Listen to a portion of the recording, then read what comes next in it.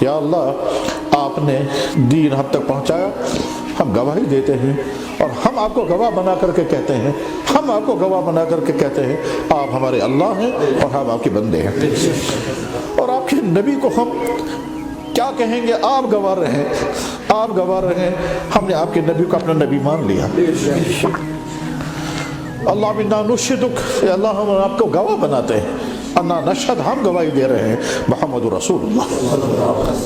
قیامت کے دن یہ گواہی آپ کے پاس ہماری امانت ہے۔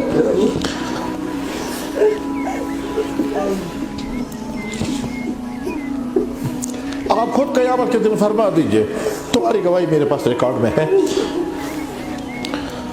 میرے بھائیوں، جب اللہ نے اتنا ہم کو نوازا ہے تو اب ہم اپنی اگلی زندگی ایمان، عبادت، اخلاق، حسن کردار، خوبی والی زندگی بنائیں گے، ایسی زندگی کہ ہمارا اللہ بھی ہم سے راضی ہو اور کسی مخلوق کو ہم سے کوئی تکلیف نہ ہو، نہ ہمارے والدین کو ہم سے دکھ پہنچے، نہ ہمارے اولادوں کو ہم سے تکلیفیں پہنچیں، نہ ہمارے بیویوں کو ہم سے دکھ پہنچیں، نہ ہمارے بھائیوں اور بہنوں کو ہم سے دوریاں ہوں۔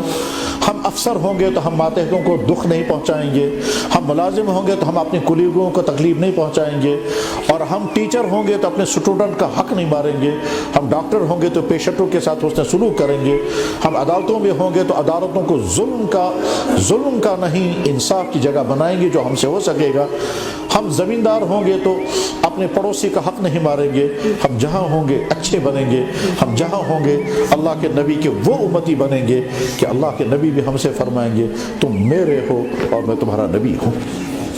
اور یہ تب ہوگا کہ جب ہم اپنے اندر چینج لائیں، اور یہ چینج لانا کوئی مشکل نہیں ہے۔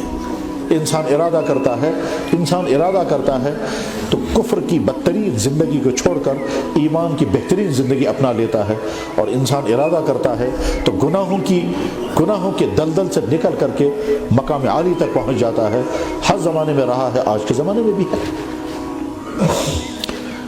ایک طالب علم دلی کے اندر ایک محلے کے اندر امام تھا، وہ جوان لڑکا تھا، اس محلے کے اندر کوئی خاتون تھی جس کا شوہر کہیں سفر میں تھا، وہ خاتون چونکہ کافی دنوں سے شوہر سے جدائیگی کی وجہ سے پریشان تھی، اور ہو سکتا ہے اس کو اپنی پرائیویٹ ضرورت پورا کرنے کی بےتابی رہی ہو، اس لیے ایک خوبصورت جوان لڑکا اس کو اپنے گھر میں بلایا اور باہر سے گیٹ بند کروائے اور اندر لے جا کر کے اس نے برائی کرنے کے اشارے کیے۔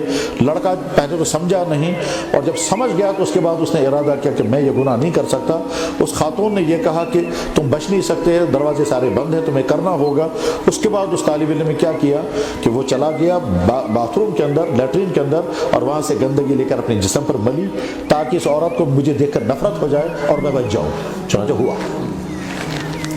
وہ جب وہاں سے نکل کر آیا تو عورت نے جو ہی دیکھا تو بدبو لگ گئی، اور بدبو کی وجہ سے اس کو بہت ہی نفرت کے ساتھ نکال دیا۔ یہ بیچارہ طالب علم سبق پڑھنے کے لیے نہیں پہنچ پایا، وہ دریائے جمنا کے کنارے گیا، اپنے بدن کو دھویا، اپنے کپڑوں کو دھویا، جلدی بھیگے ہوئے کپڑے پہنے اور سبق میں پہنچ گیا۔ تو جو ہی سبق میں پہنچ گیا تو پوری کلاس کے اندر خوشبو پھیل گئی۔ تو سارے لوگ کہنے لگے بھائی یہ کیسی خوشبو ہے؟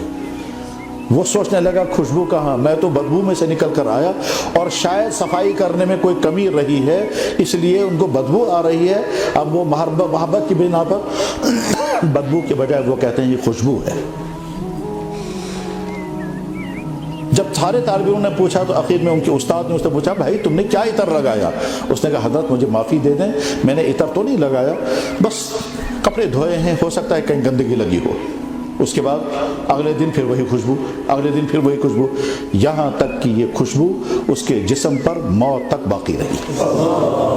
اس کا نام ہی پڑ گیا خواجہ مشکی۔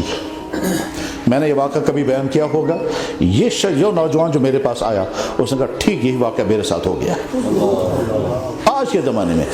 اس نے پھر اپنا واقعہ سنایا، جموں شہر میں کہاں میرے ساتھ ہوا، کہاں مجھے اندر لے جایا گیا، کہاں مجھے بدکاری کرنے پر مجبور کیا گیا، کہاں میرے ویڈیو فلم بننے لگی تھی، اور کس طرح میں نے اپنے آپ کو لیٹرین میں لے جا کر کے پہلے تو گندگی ملی اور اس کے بعد پھر لیٹرین کا دروازہ توڑ کر کے میں کس طرح باہر آ گیا آج بھی۔ اور یہی طالب علم مجھ سے کہتا ہے کہ مجھے 3 مرتبہ جناب رسول اکرم صلی اللہ علیہ وسلم کی خواہ میں زیارت ہوئی، اور کالج کا لڑکا ہے۔